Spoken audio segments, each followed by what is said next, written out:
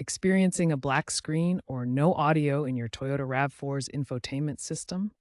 These are common problems often linked to software glitches, hardware faults, or electrical issues. For a black screen, start with a soft reset. Hold the power button for 5 to 10 seconds.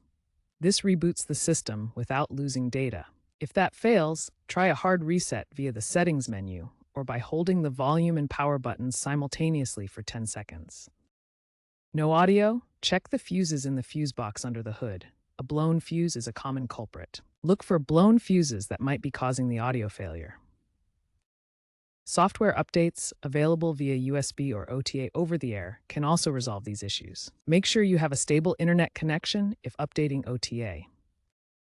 If problems persist, especially in 2020-2023 models, there may be a recall, so check the Toyota website or call your local dealership to check. Toyota released recalls and TSBs, technical service bulletins, with numbers like TIE2-24 and EG091-24.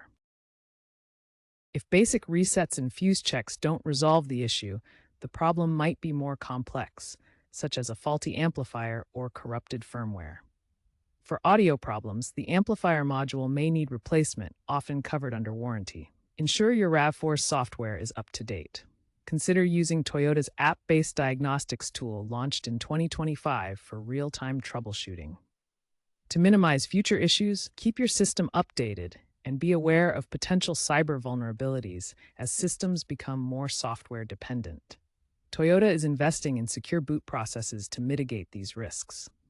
Also note the trend towards wireless updates, with Toyota partnering with Google for Android Auto improvements in 2024 models and AI-driven diagnostics in 2026 and later RAV4s. If all else fails, schedule a professional scan at a trusted mechanic.